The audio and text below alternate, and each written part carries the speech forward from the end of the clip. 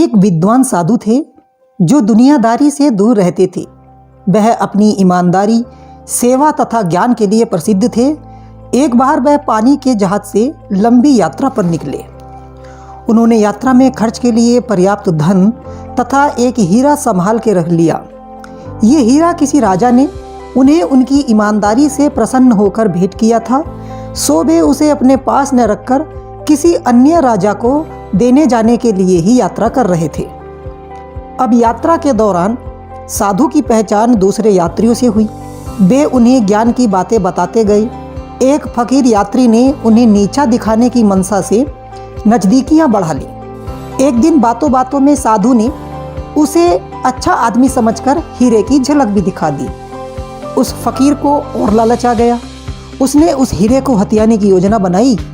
रात को जब साधु सो गया तो उसने उसके झोले तथा उसके वस्त्रों में हीरा ढूंढा और उसे नहीं मिला।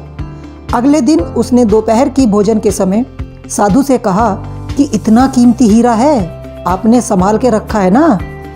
साधु ने अपने झोले से निकाल कर दिखाया कि देखो, ये रखा इसमें। हीरा देखकर फकीर को बड़ी हैरानी हुई कि ये उसे कल रात को क्यों नहीं मिला।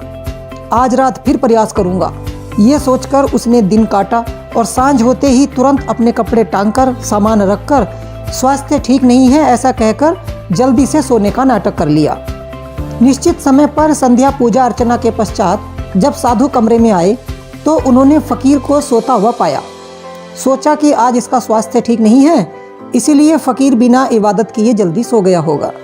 उन्होंने भी अपने कपड़े तथा झोला उतार कर टांग दिया और सो गए। आधी रात को फकीर ने उठकर फिर साधु के कपड़े तथा झोला झाड़ झाड़ कर देखा, उसे हीरा फिर भी नहीं मिला। अगले दिन उदास मन से फकीर ने साधु से पूछा, इतना कीमती हीरा संभाल कर तो रखा है ना साधु बाबा? यहाँ बहुत से चोर हैं। साधु ने फिर अपनी पोटली खोलकर उसे हीरा दिखा दिया। अब हैरान परेशान फकीर के मन में जो प्रश्न था उसने साधु से खुलकर कह दिया। उसने साधु से पूछा कि मैं पिछली 2 रातों से आपके कपड़े तथा झोले में इस हीरे को ढूंढता हूँ, अगर मुझे नहीं मिलता ऐसा क्यों? रात को यह हीरा कहाँ चला जाता है? साधु ने बताया, मुझे पता है कि तुम कपटी हो। तुम्हारी नीयत इस हीरे पर खराब थी और तुम इसे हर रात अंधेरे में चोरी करने का प्रयास करते थे। इसीलिए पिछली 2 रातों से मैं अपना यह हीरा तुम्हारे ही कपड़ों में छुपाकर सो जाता था और प्रातः उठते ही तुम्हारे उठने से पहले इसे वापस निकाल लेता था। मेरा ज्ञान कहता है कि व्यक्ति अपने भीतर नहीं झांकता, नहीं ढूंढता, दूसरे में ही सब अवगुण तथा दोष देखता है। तुम भी अपने कपड़े नहीं टटोलते थे। फकीर के मन में यह बात सुनकर और ज्यादा ईर्ष्या और द्वेष उत्पन्न हो गया। वह मन ही मन साधु से बदला लेने की सोचने लगा। उसने सारी रात जागकर एक योजना बनाई। सुबह उसने जोर जोर से चिल्लाना शुरू कर दिया, हाय मैं मर गया, मेरा एक कीमती हीरा चोरी हो गया। वह रोने लगा। जहाज के कर्मचारियों ने कहा, तुम घबराते क्यों हो? जिसने चोरी की होगी वह यहीं होगा।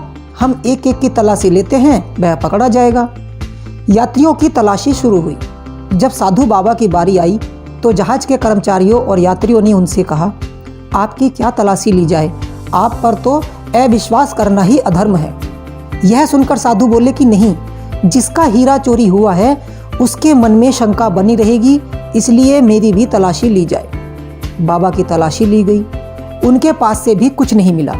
2 दिनों के बाद जब यात्रा खत्म हुई तो उसी फकीर ने उदास मन से साधु से पूछा, बाबा इस बार तो मैंने अपने कपड़े भी टटोले थे, हीरा तो आपके पास था, वो कहाँ गया? साधु ने मुस्कुराकर कहा, उसे मैंने बाहर पानी में फेंक दिया था। साधु ने पूछा, तुम जानना चाहते हो क्यों? क्योंकि मैंने जीवन में 2 ही पुण्य कमाए थे, एक ईमानदारी और दूसरा लोगों का विश्वास। अगर मेरे पास से हीरा मिलता तो मैं लोगों से कहता कि ये मेरा ही है, तो शायद सभी लोग साधु के पास हीरा होगा इस बात पर विश्वास नहीं करते।